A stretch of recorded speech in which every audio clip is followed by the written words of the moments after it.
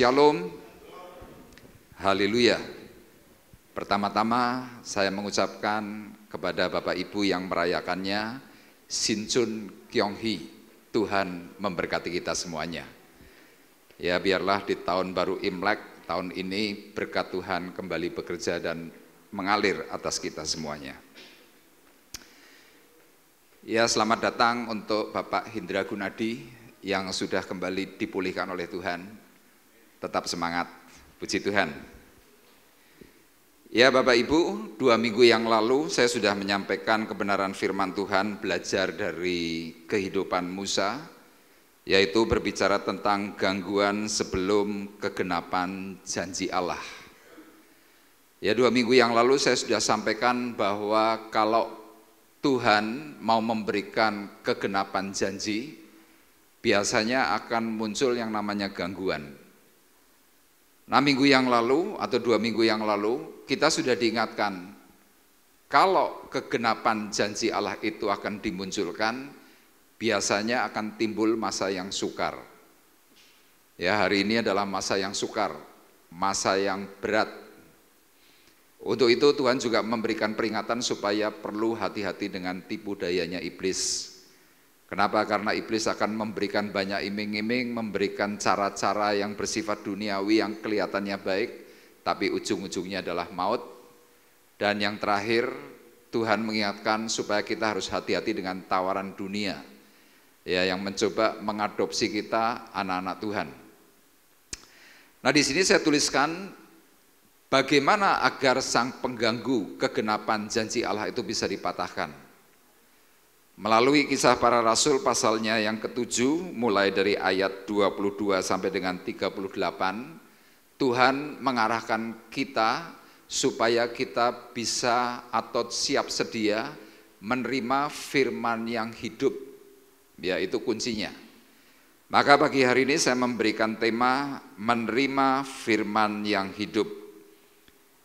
Kita akan bersama-sama membaca dalam Kisah Para Rasul pasal 7 ayat 38. Saya mengundang untuk Bapak Ibu bersama-sama bangkit berdiri, kita membacakan satu ayat ini bersama-sama dengan keras. Kisah Para Rasul pasal 7 ayat 38 dan nanti kita akan mengeksposisi ayat 22 sampai dengan 38. Mari kita bersama-sama membaca satu ayat ini dengan keras, 2, 3. Musa inilah yang menjadi pengantara dalam sidang jemaah di padang gurun di antara malaikat yang berfirman kepadanya di gunung Sinai dan nenek moyang kita. Dan dialah yang menerima firman-firman yang hidup untuk menyampaikannya kepada kamu. Amin. Puji Tuhan, dipersilakan duduk.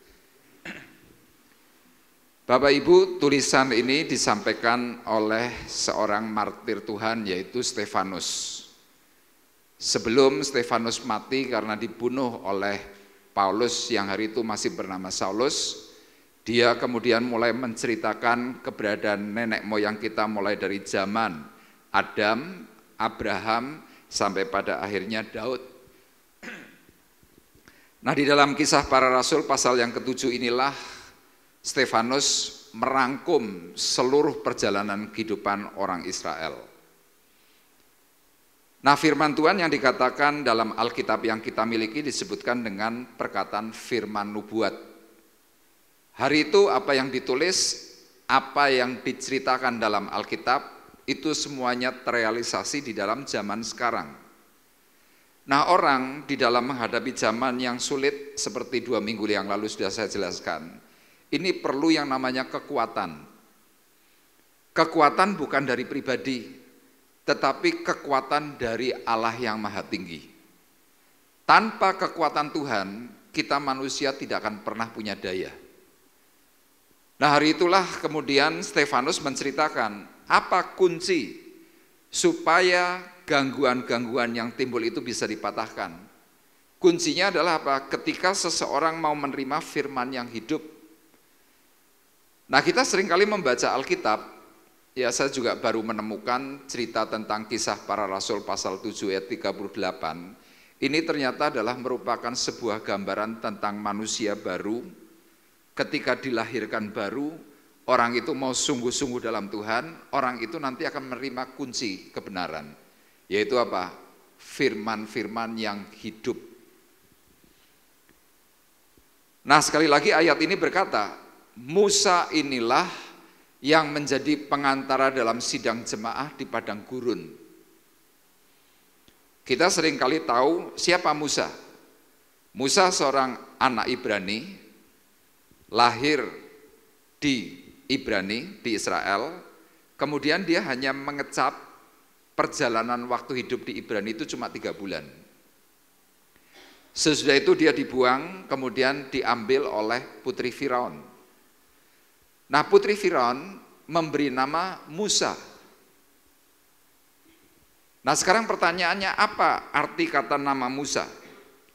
Musa dalam bahasa asli ditulis dengan kata Mosyeh.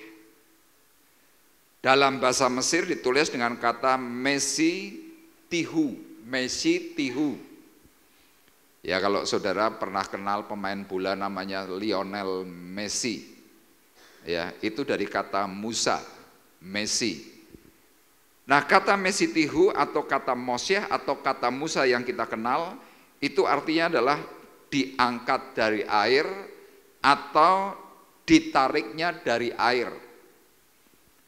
Dalam bahasa lain disebutkan dengan kata-kata apa? Keluar dari air. Nah, mengacu dari kata keluar dari air itu ternyata apa? Mengacu dengan kata baptiso yang artinya ditenggelamkan. Nah, jadi kata Musa dikatakan inilah yang menjadi pengantara dalam sidang jemaah di padang gurun. Itu ternyata apa? Mengarah kepada kehidupan seorang yang percaya. Jadi kalau saya mau katakan pagi hari ini kepada Bapak Ibu, orang-orang yang sudah lahir baru di dalam Tuhan, engkau adalah Musa-Musa masa kini. Mungkin saudara mikir, loh kok jadi aku Musa-Musa masa kini? Iya, karena sesuai dengan penjelasan yang tadi saya sampaikan. Seorang yang lahir baru itu artinya apa? Diangkat dari air, keluar dari air, ditarik dari air. Untuk apa? Memperoleh hidup yang baru.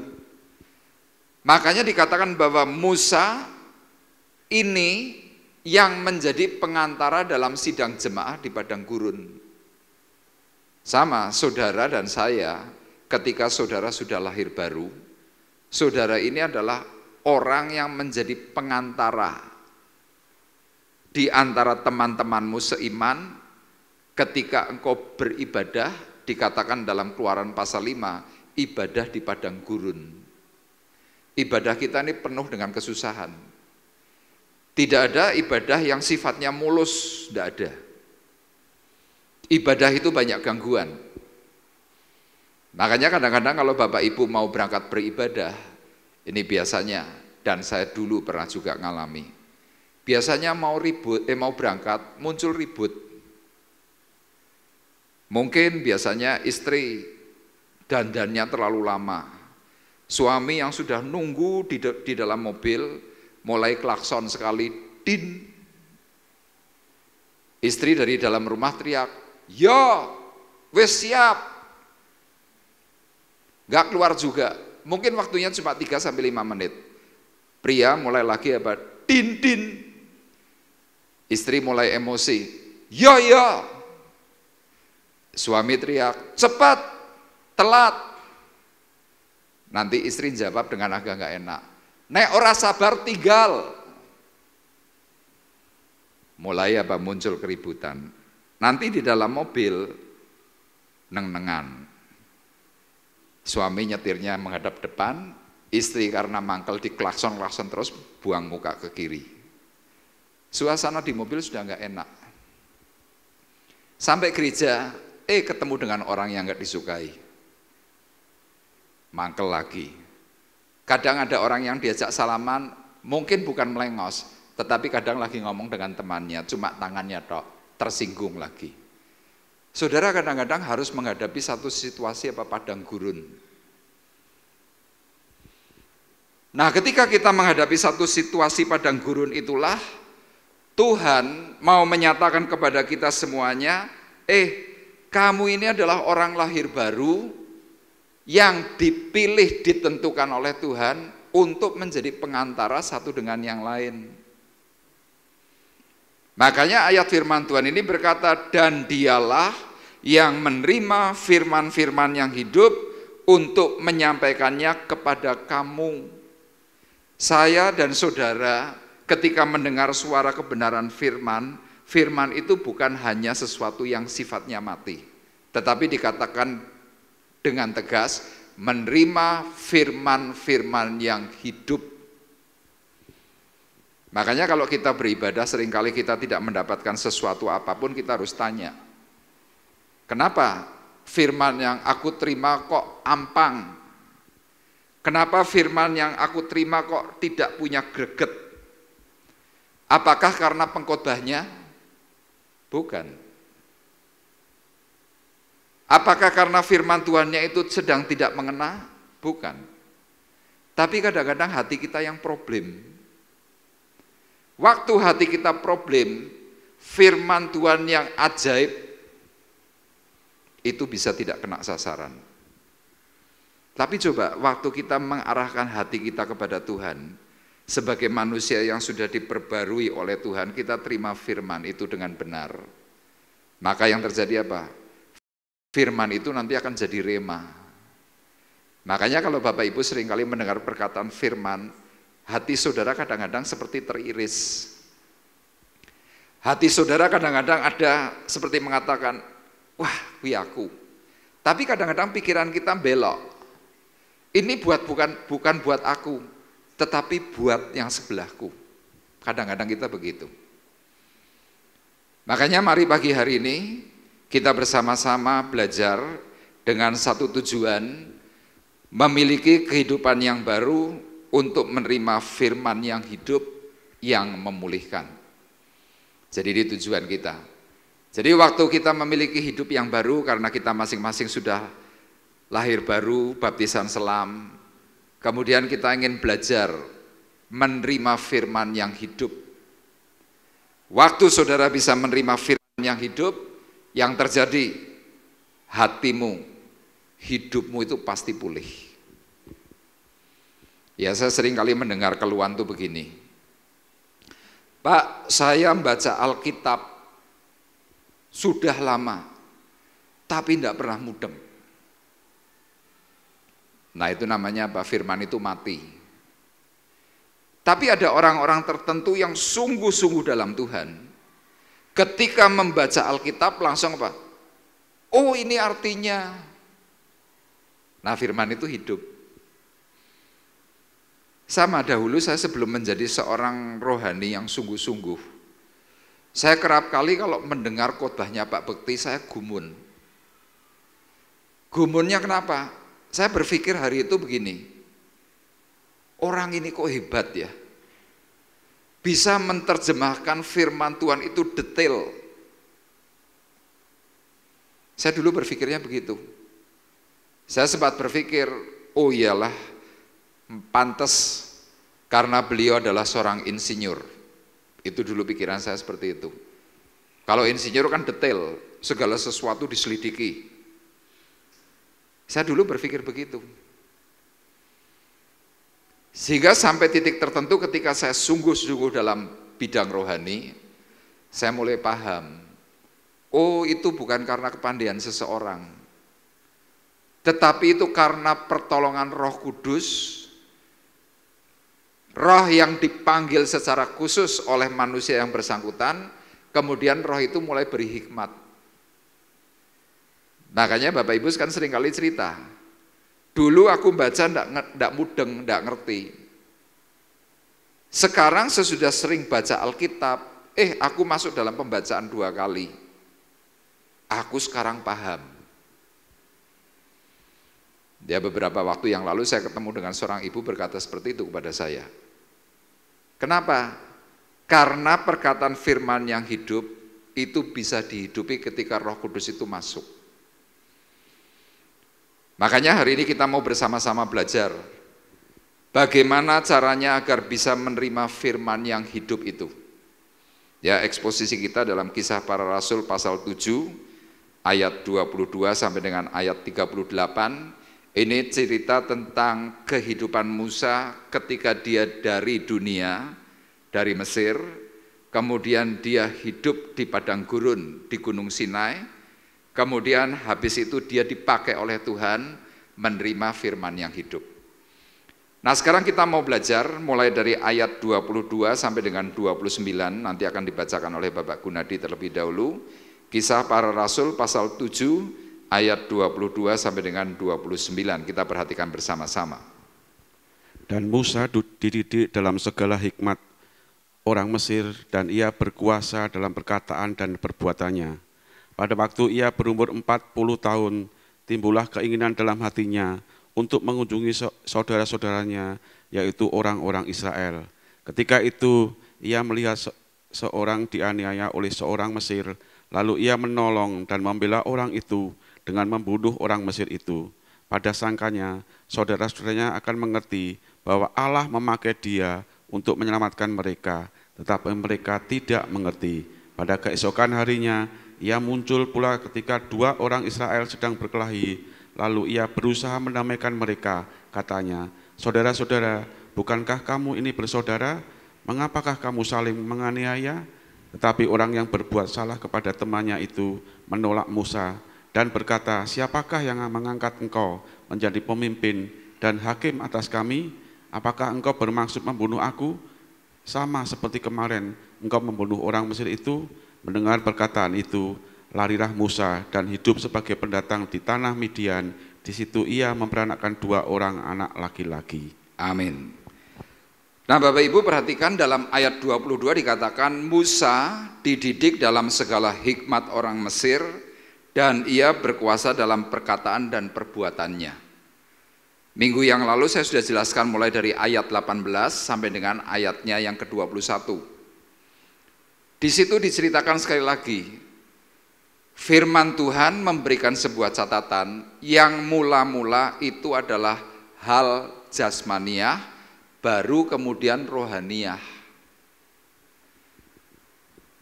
Musa diawali hidup dari segala yang sifatnya jasmaniah.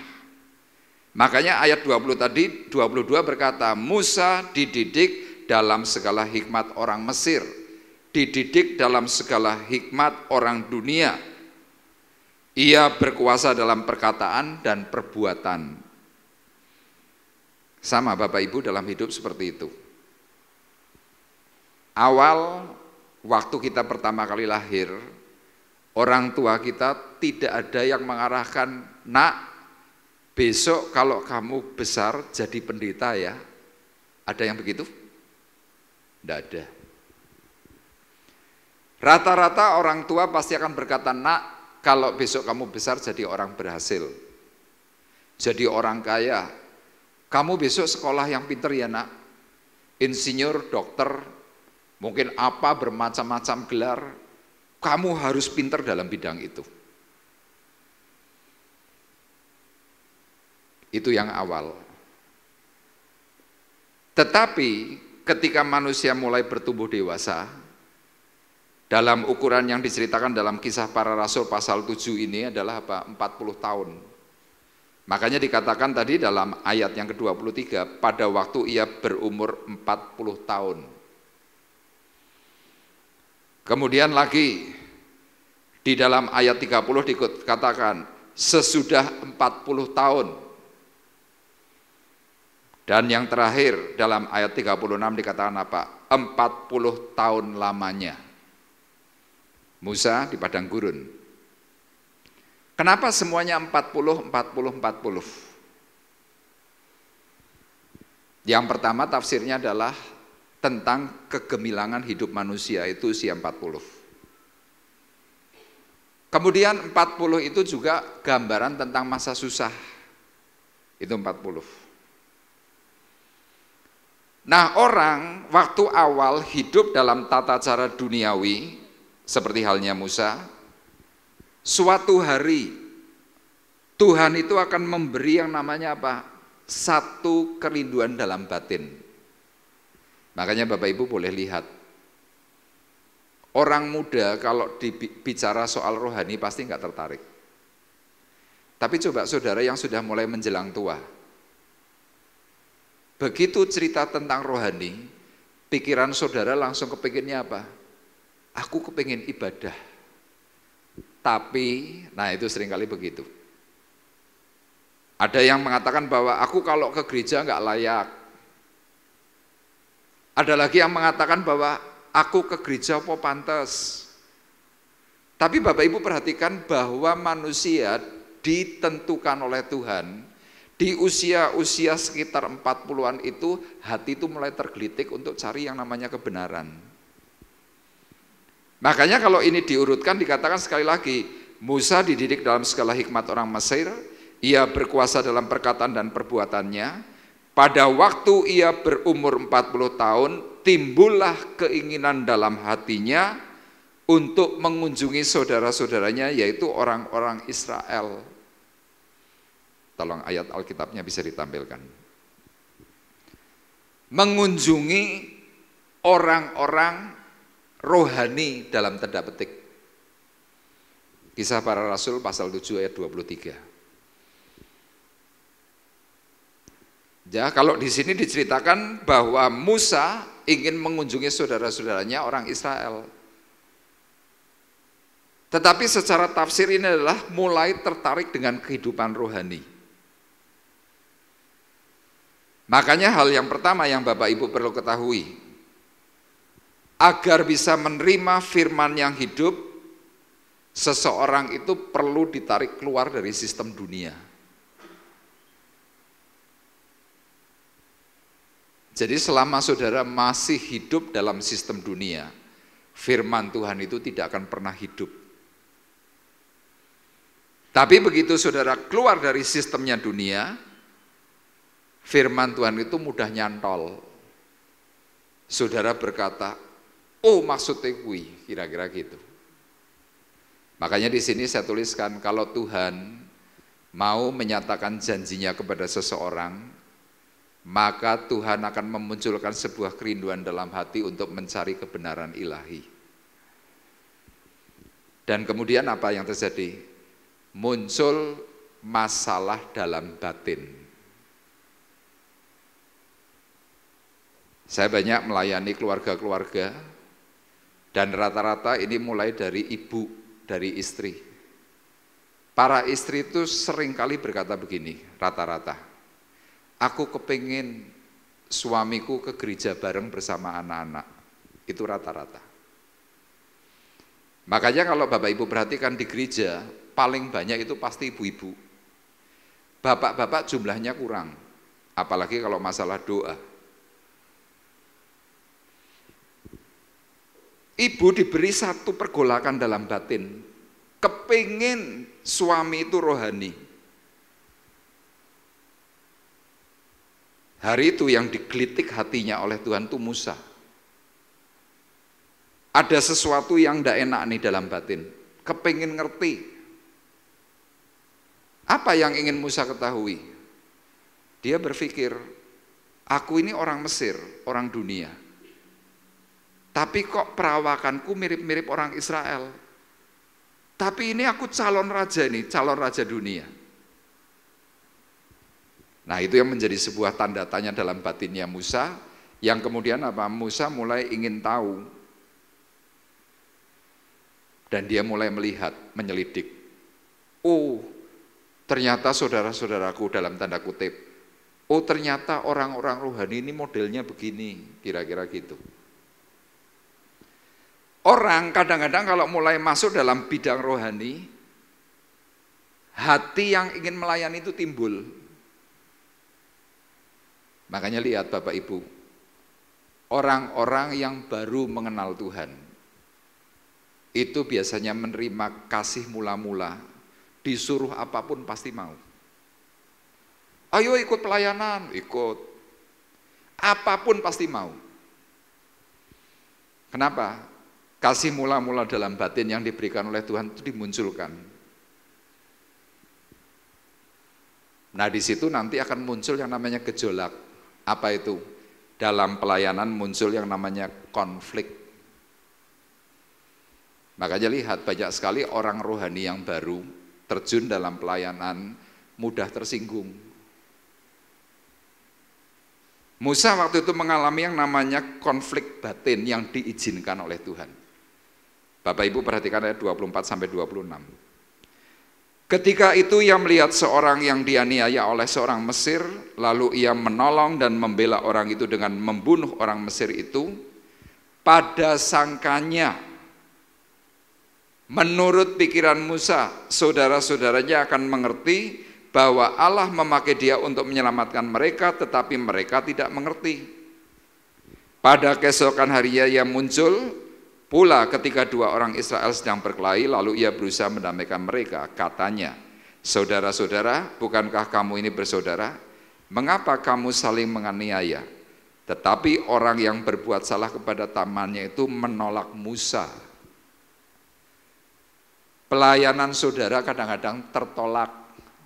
Saudara kadang-kadang mau ingin itu, kok nggak boleh? Mau ini kok dilarang? Dan lain sebagainya.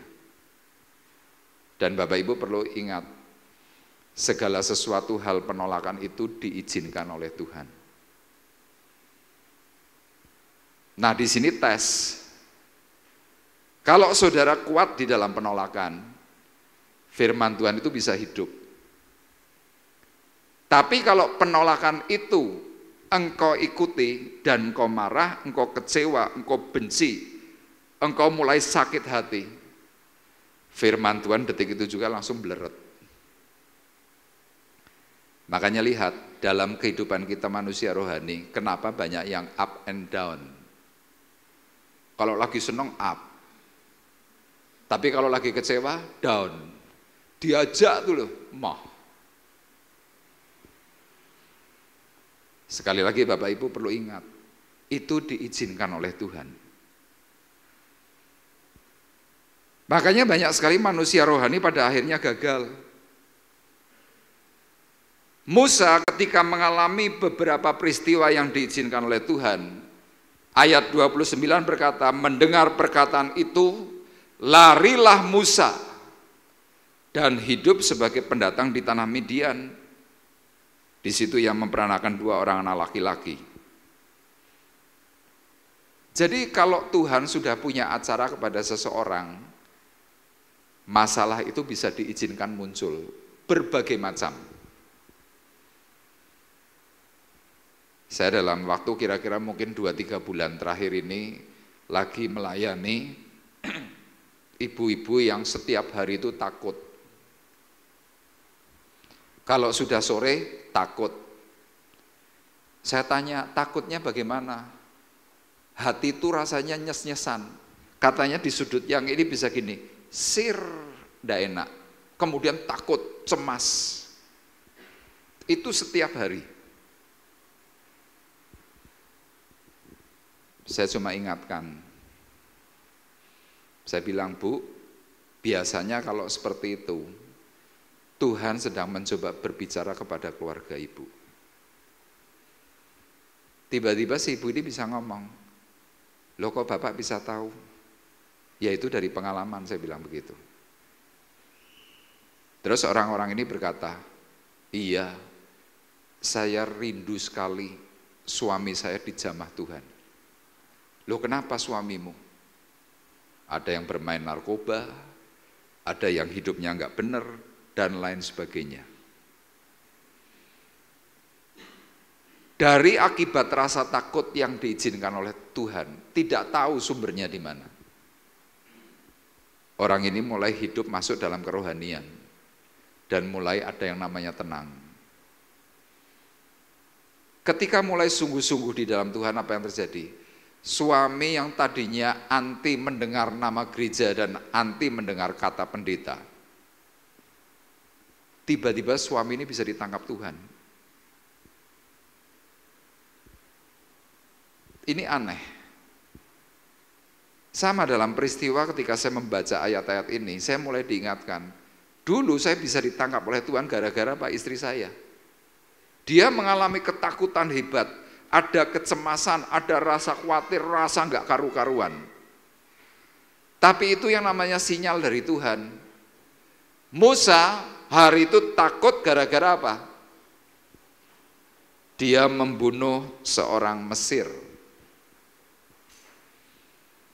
Seringkali saya sampaikan kepada Bapak Ibu, harusnya seorang raja, seorang pangeran Mesir membunuh berapapun budak atau hambanya, itu tidak masalah.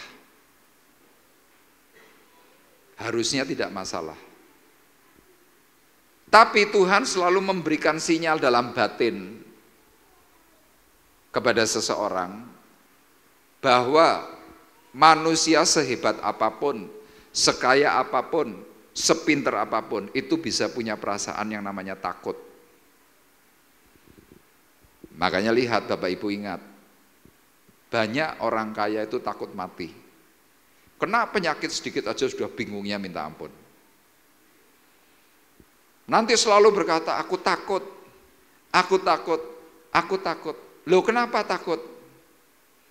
Jawabannya simpel, itu sinyalnya Tuhan. Supaya apa? Seseorang ini mau cari Tuhan. Bapak Ibu bisa bayangkan, Musa seorang pangeran, amat sangat kaya, dia pinternya luar biasa, perang di mana-mana menang, dia harus tinggalkan semuanya itu. Karena satu kata, hatinya takut.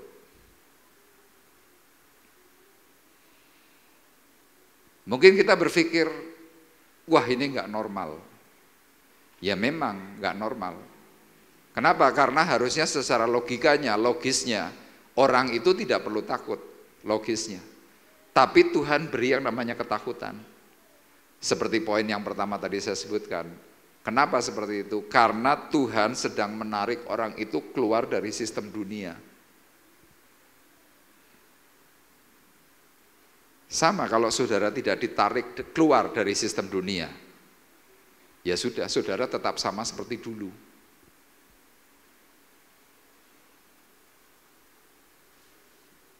Makanya kenapa Tuhan memberikan nama kepada persekutuan kita dengan sebutan gereja.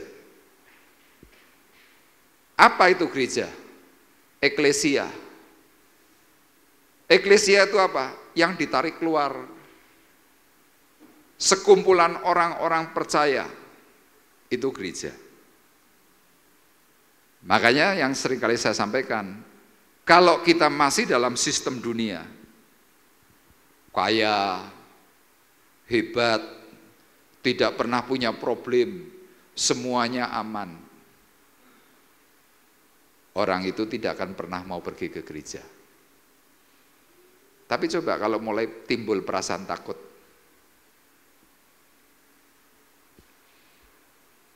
orang itu pasti akan bersegera mencari Tuhan. Itu yang memang diinginkan dan ditunggu oleh Tuhan. Musa hari itu keluar, ditarik keluar dari sistem dunia, akhirnya apa? Dia harus pergi ke tanah Midian. Jadi apa? Hamba. Bayangkan orang yang amat sangat kaya, pergi dari Mesir, menuju tanah Midian, hanya membawa selembar baju. Lontang-lantung, bingung.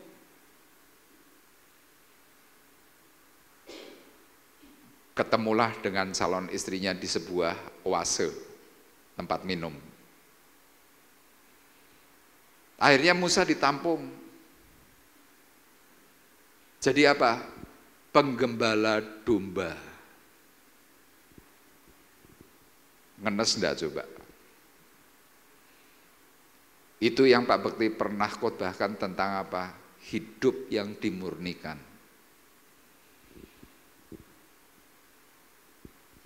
Musa itu dimurnikan, dari kaya diizinkan miskin.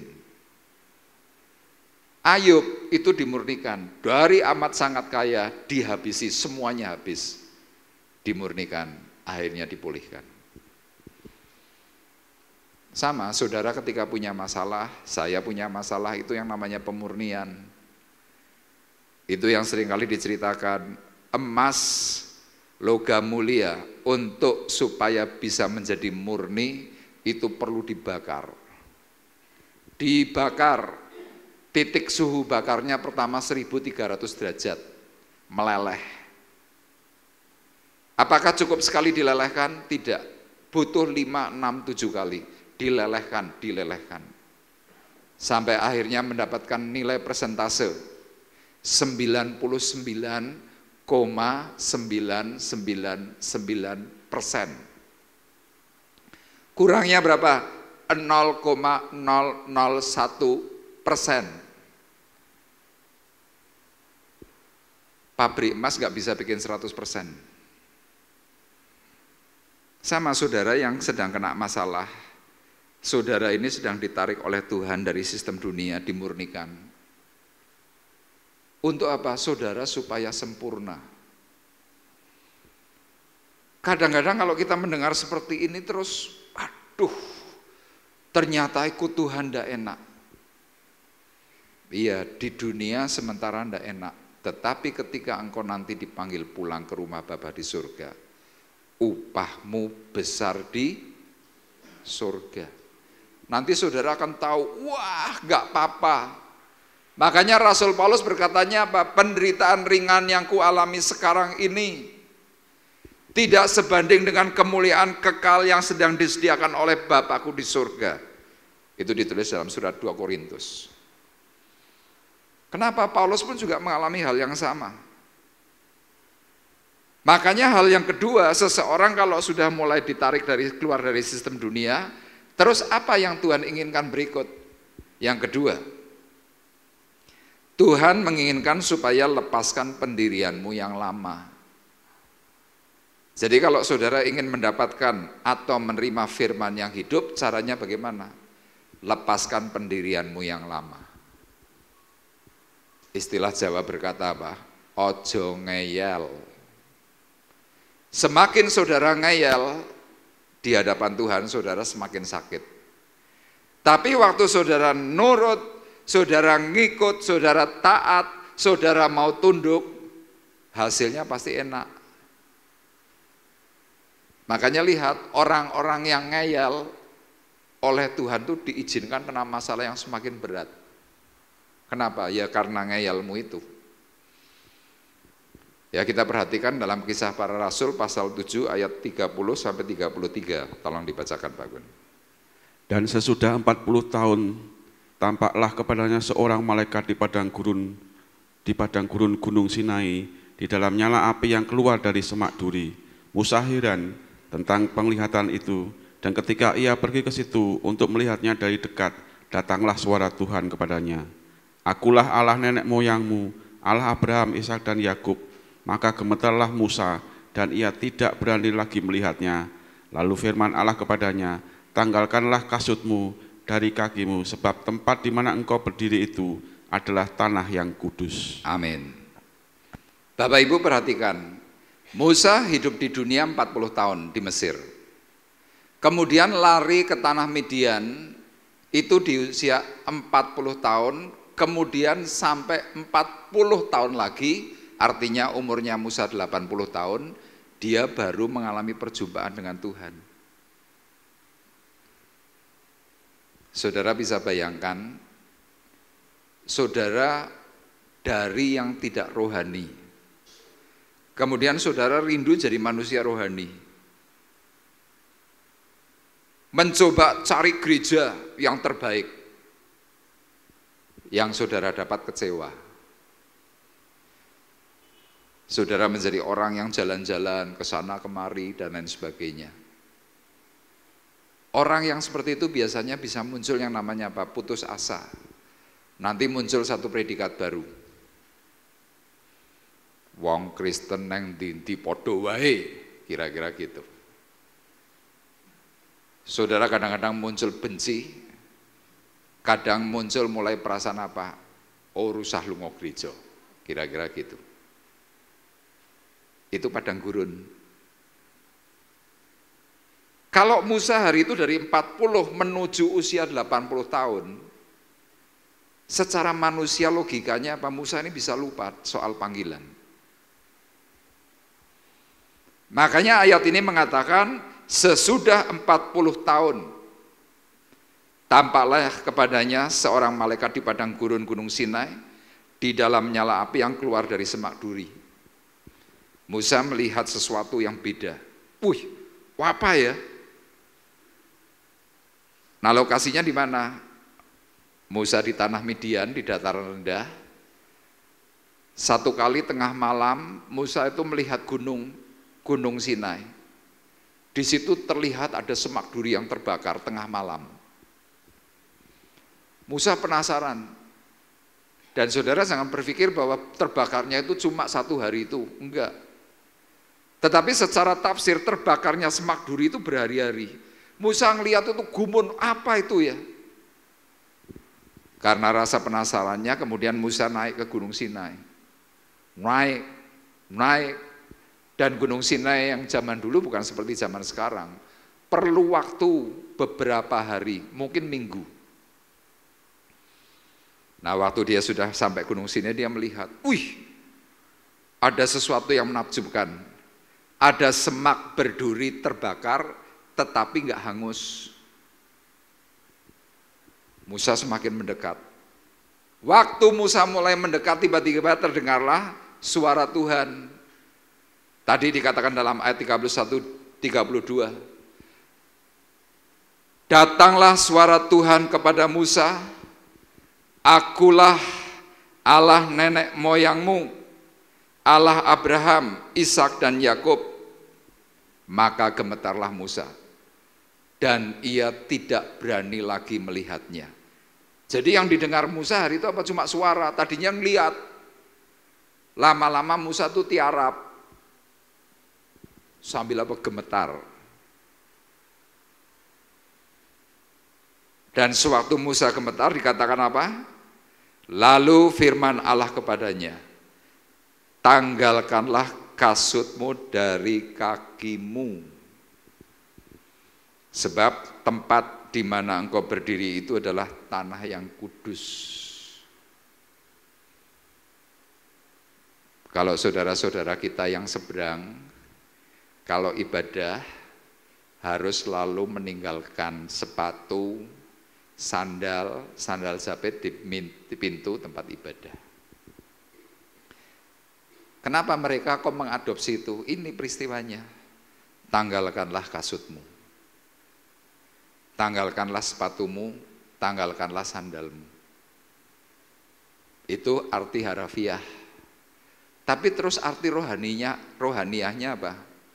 Tanggalkan pendirianmu. Ini loh, saya sekarang pakai sepatu. Kalau ini tak lepas, saya tetap seperti ini. Tidak mempengaruhi apapun kalau sepatunya tak lepas. Tapi Tuhan mau berkata kepada kita semuanya, engkau yang ingin mengalami perjumpaan Tuhan itu berkelanjutan, tanggalkanlah pendirianmu. Selama kita masih punya pendirian yang lama, firman Tuhan itu pasti ditolak. Makanya lihat, kita seringkali tidak setuju dengan perkataan firman, kenapa? Pendirian kita yang kuat itu yang menolak firman. Makanya dikatakan tadi, tanggalkanlah kasutmu dari kakimu, sebab tempat di mana engkau berdiri itu adalah tanah yang kudus. Jadi waktu kita sedang membaca firman Tuhan, waktu kita ini sedang mendengar perkataan firman Tuhan, perkataan Tuhan itu kudus. Kalau engkau tidak mengikuti gayanya Tuhan, ya kita nggak bakalan mudeng, kira-kira begitu. Makanya lihat, orang-orang yang terus memakai pendirian lama, selalu berkata, menurut aku, orang itu sulit untuk ditolong Tuhan. Kenapa? Ngayal terus. Makanya kalau Bapak Ibu perhatikan, tolong tampilkan ayatnya. Tadi sampai dengan ayat 33. Sekarang perhatikan ayat 34. Ayat 33 tadi dikatakan jelas, tanggalkanlah kasutmu dari kakimu, Sebab tempat di mana engkau berdiri itu adalah tanah yang kudus. Konteks hari itu adalah apa? Tuhan kepada Musa. Itu konteks. Tapi kenapa ayat 34 tiba-tiba Tuhan berkata tentang apa? Orang lain. Aku telah memperhatikan dengan sungguh kesengsaraan umatku di tanah Mesir, dan aku telah mendengar keluh kesah mereka, dan aku telah turun untuk melepaskan mereka. Karena itu, marilah engkau akan kuutus ke tanah Mesir. Bapak Ibu perhatikan, seseorang bisa ditolong Tuhan, seseorang bisa menolong orang lain kalau orang itu sudah dimurnikan terlebih dahulu oleh Tuhan.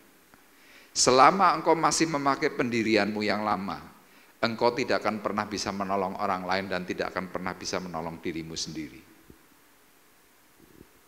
Itu. Makanya Tuhan jelas berkata, waktu memberi perjumpaan dengan seseorang, Tuhan langsung ngomong, tanggalkan kasutmu. Kita hari ini kalau ibadah tetap pakai sepatu, pakai sendal, pakai high heel, bebas saja. Bukan secara arti harafiah, tetapi arti rohaniahnya. Tanggalkan pendirianmu. Saya masih ingat ketika saya ditangkap Tuhan tahun 99. Saya 4 hari 4 malam itu terkapar. Saya sering kali ceritakan. Tangan saya untuk begini nih loh, nggak bisa. Ini loh cuma gini tok nih loh, nggak bisa. Ngelemprek seperti orang apa? Seperti orang stroke, ngelemprek. Saya sekarang minum ini kan gampang nih. Gampang. Menelan gampang. Gampang.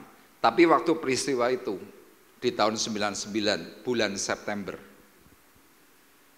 saya kepingin minum itu loh, nggak bisa. Mama saya tuh sampai memberi air minum ini seperti ini. Ini apa namanya? Sedotan dipitet begini, airnya diambil. Ini ada airnya nih.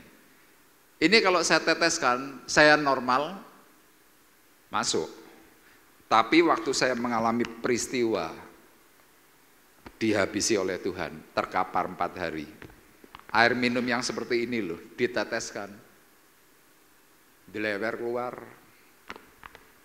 Saya tidak mampu untuk menelan. Di situ saya paham. Apa yang saya pahami? Saya masih ngeyel. Ketika saya bertobat, bertahun-tahun saya sudah terjun dalam pelayanan. Pak Bekti kalau menyebut saya itu apa? Arif ini memang dasar raja ngeyel. Itu predikat saya.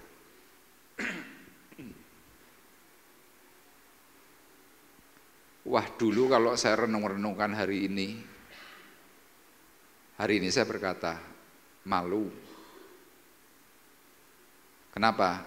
Saya dulu ngeyel dulu.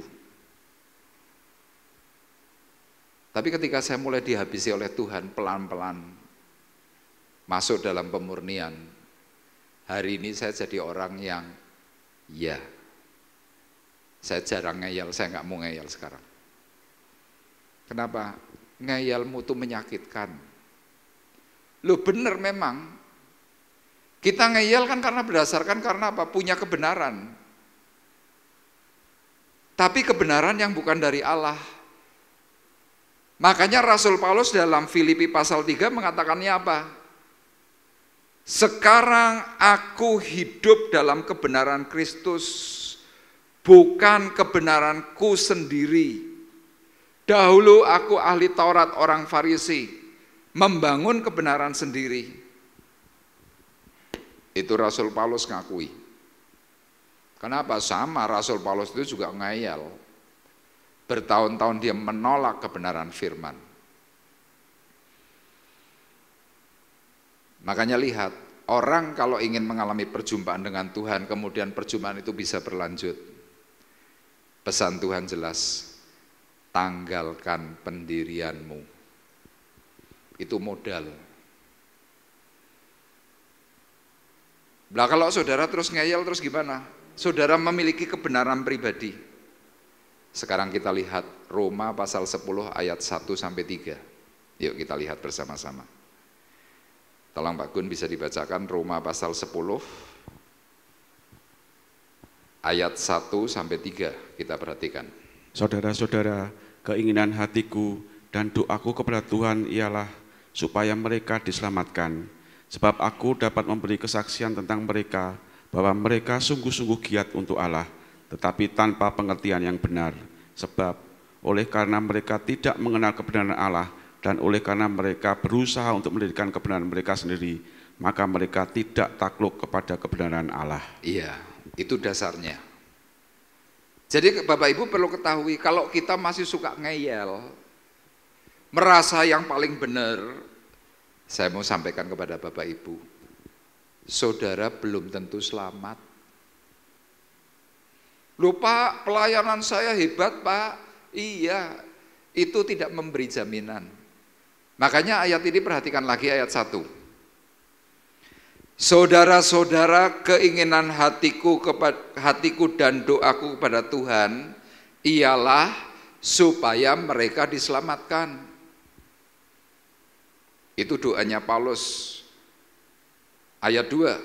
Sebab aku dapat memberi kesaksian tentang mereka, bahwa mereka sungguh-sungguh giat untuk Allah, tetapi tanpa pengertian yang benar. Ini yang namanya Bang Gugu karpe dewe, diatur nggak mau. Jadi kita jangan berpikir kalau sudah pelayanan ke sana kemari, wah diundang ke sana kemari itu paling benar. Tidak. Itu cuma tes. Ayat 3 berkata, sebab oleh karena mereka tidak mengenal kebenaran Allah dan oleh karena mereka berusaha untuk mendirikan kebenaran mereka sendiri, maka mereka tidak takluk kepada kebenaran Allah. Kalau seandainya hari itu Musa tidak diberi pesan terlebih dahulu oleh Tuhan, saya berani pastikan Musa zaman umur 80 tahun itu pasti masih sombong, meskipun sudah jadi hamba tukang angon kambing. Kenapa? Hidupnya yang lama itu belum hilang total. Bayangkan 40 tahun di Mesir dia dididik sebagai orang dunia.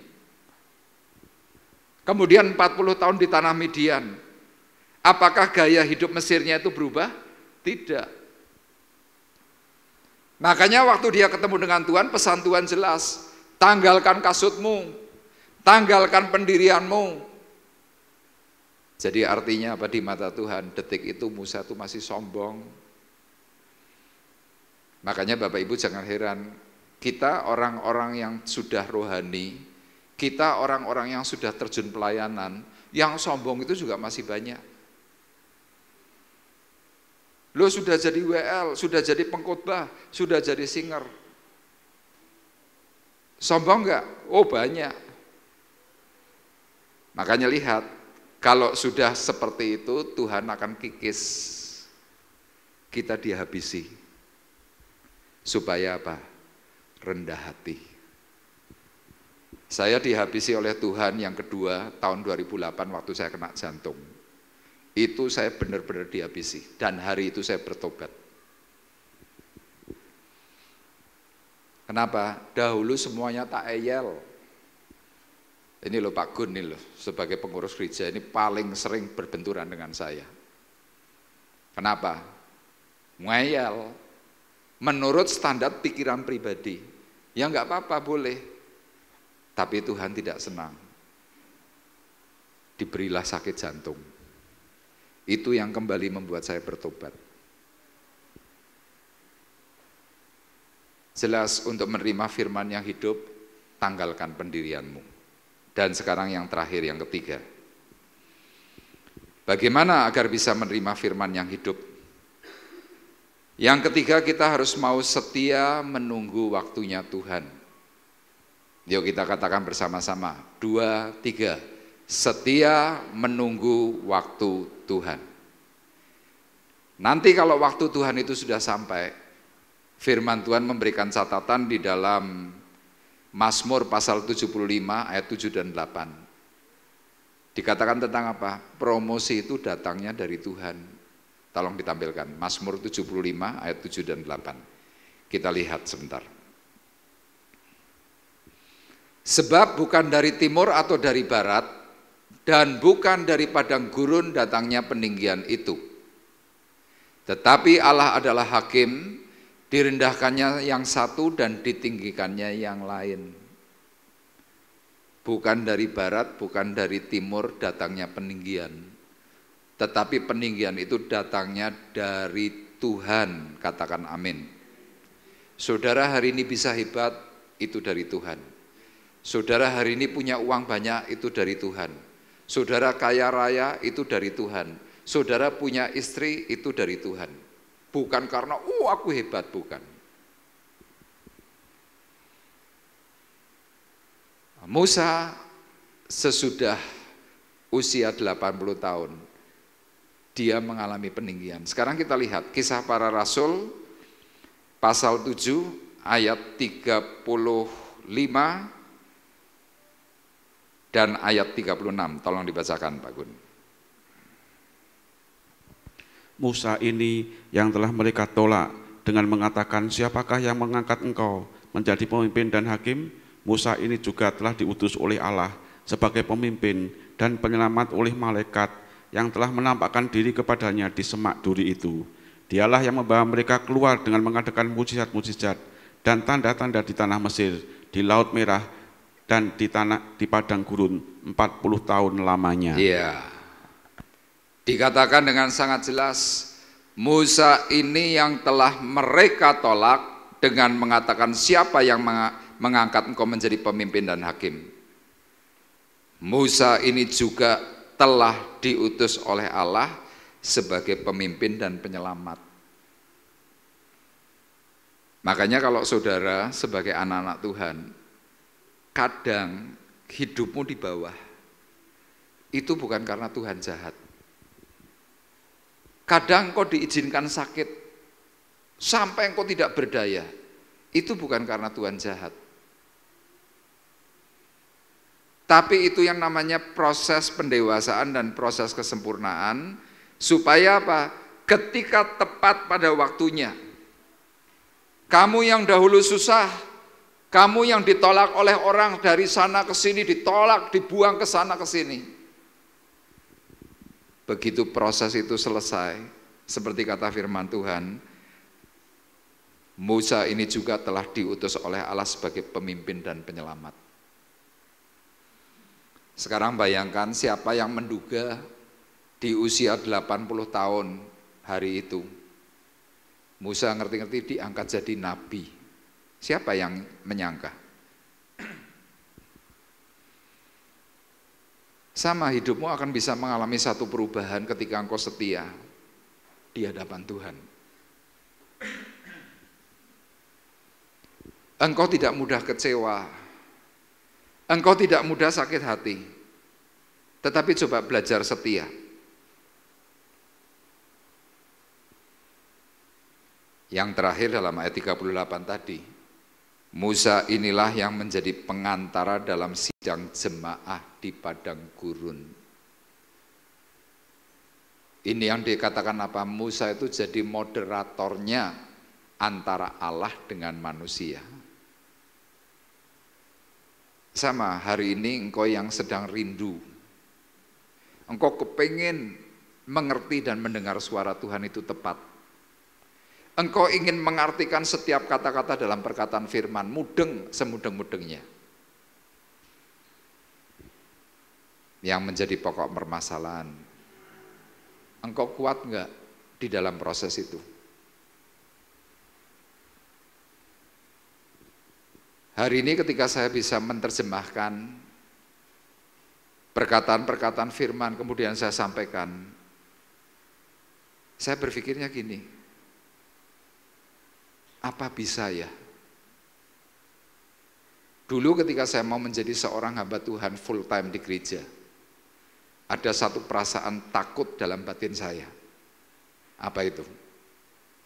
Bisa enggak saya mengikuti cara-cara Tuhan untuk bisa menyampaikan? Itu saya takutkan. Kenapa? Dahulu model saya enggak begini. Ngomong di hadapan orang gemeter, grogi, suruh menyampaikan firman. Apakah semuanya itu langsung ngerti-ngerti ujuk-ujuk bisa? Enggak, butuh waktu panjang. Bapak Ibu, saya ingatkan, gereja di tempat ini hampir 20 tahun, hampir. Ini sudah 18 tahun lebih. Ada banyak masa, ada banyak waktu yang kadang-kadang mungkin kita masih sia-siakan. Dan sesuai dengan tema yang kita punya ini tahun ini, kuasa kelahirannya memulihkan. Yuk kita mempunyai satu pengharapan yang baru. Di tahun yang baru, orang berkata itu masa sulit, Tuhan memberikan perkataan firman. Kesulitan itu bisa dihapuskan. Gangguan-gangguan itu bisa dipatahkan waktu kita menerima firman yang hidup. Dengan firman yang hidup itu maka yang terjadi apa? Hidupmu kuat. Engkau bisa senantiasa memuji mempermuliakan nama Tuhan. Dan secara khusus keluargamu pun pasti dipulihkan oleh Tuhan. Amin. Tuhan memberkati kita semuanya. Mari kita akan bersama-sama menaikkan pujian. Waktu Tuhan pasti yang terbaik.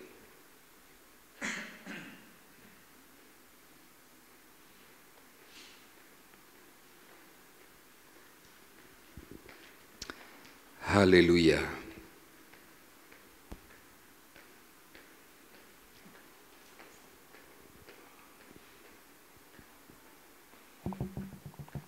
Terima kasih.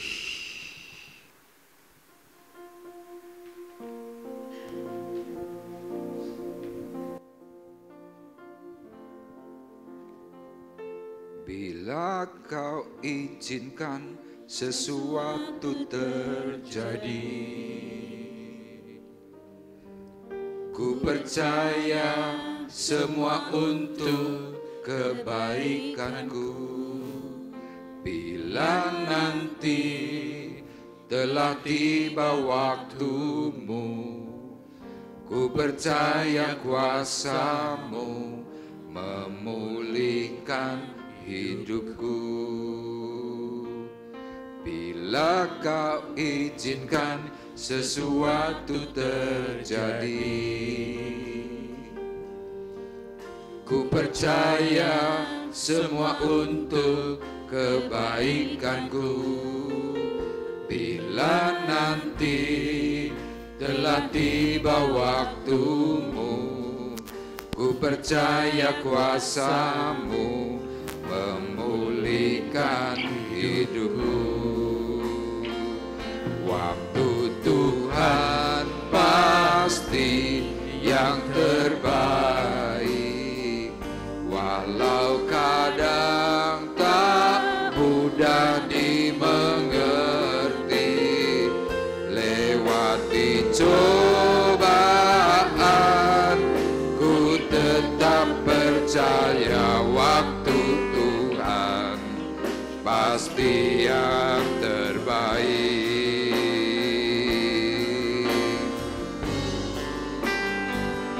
Waktu Tuhan pasti yang terbaik, walau kadang tak mudah dimengerti. Lewati cobaan, ku tetap percaya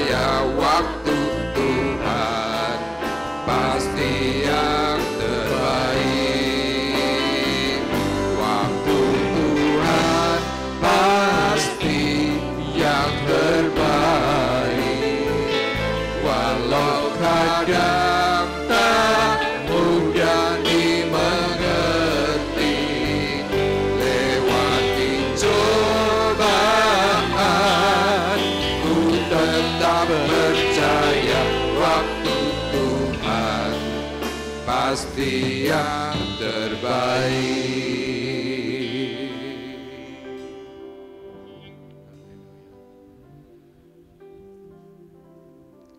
Melalui pujian yang kita naikkan di hadapan Tuhan, kita diingatkan perjalanan kehidupan Musa. Tuhan mengizinkan Musa mengalami sesuatu yang terjadi dalam hidupnya.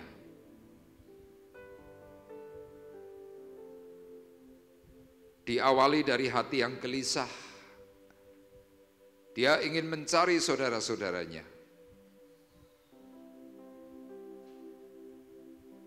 Ketika dia berjumpa dengan para saudaranya, timbul masalah yang baru. Dan masalah itu diizinkan oleh Tuhan. Disitulah Musa mengalami ketakutan dalam batin, sehingga dia harus melarikan diri ke tanah Midian. 40 tahun lamanya Musa terpuruk, Musa terbuang kembali. Musa mengalami pemurnian yang dari Tuhan. Sampai di usia 80 tahun dia akhirnya mengalami perjumpaan dengan Tuhan. Disitulah dia menundukkan dirinya, menyerahkan hidupnya. Dia melepaskan pendirian-pendiriannya yang lama untuk mengalami kehidupan bersama Tuhan.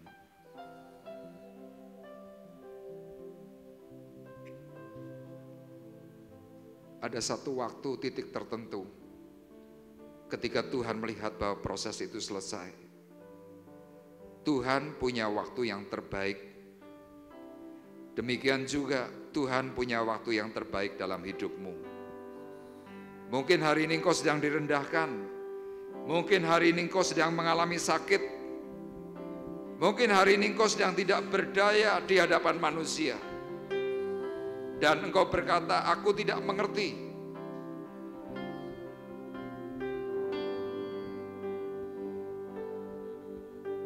Mari bersama-sama merenungkan, sudahkah engkau merendahkan hatimu di hadapan Tuhan?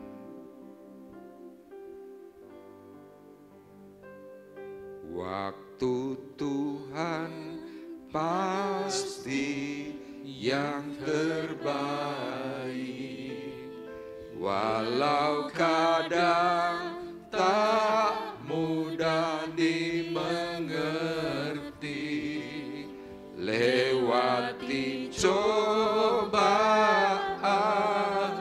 ku tetap percaya waktu Tuhan pasti yang terbaik.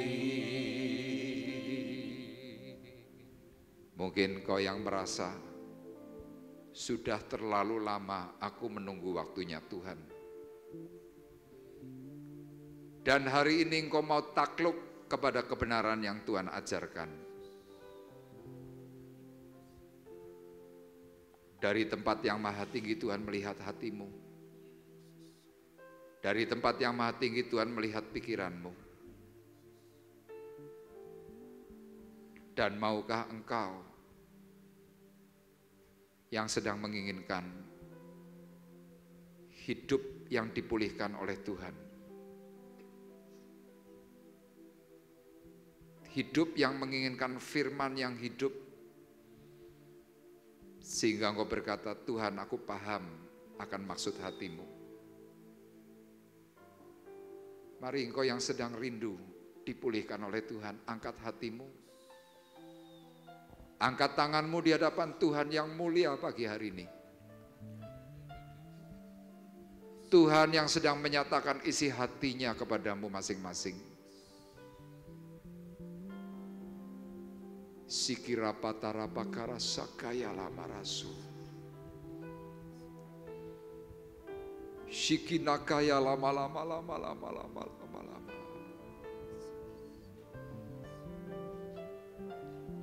Percaya bahwa masa menunggumu yang menurutmu sudah cukup lama, Tuhan tahu Dan Tuhan menawarkan sesuatu yang indah pagi hari ini.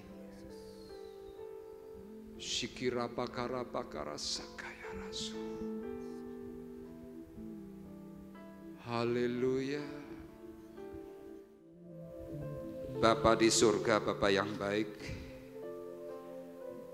kami berkata terima kasih atas lawatan Tuhan pagi hari ini. Engkau yang mengerjakan bagi kami semuanya, sehingga kami dikuatkan, kami dihibur, dan kami dipulihkan oleh Tuhan. Biarlah melalui pengalaman kehidupan Musa, kami boleh menarik satu teladan yang baik. Kami diselamatkan, kami diperbarui, dan kami ditolong oleh Tuhan. Segala hormat, pujian, syukur kami kembalikan di dalam nama Yesus. Haleluya. Bapa di surga, Bapa yang baik, Bapa yang kami kenal di dalam nama Tuhan Yesus Kristus. Tuhan, Kau adalah Allah yang hidup, Allah yang memerdekakan, dan Allah yang memberikan berkat serta pemulihan. Kami mempercayai setiap berkat-berkatan firman yang sudah kami terima, dan biarlah itu bisa hidup bagi kami semuanya.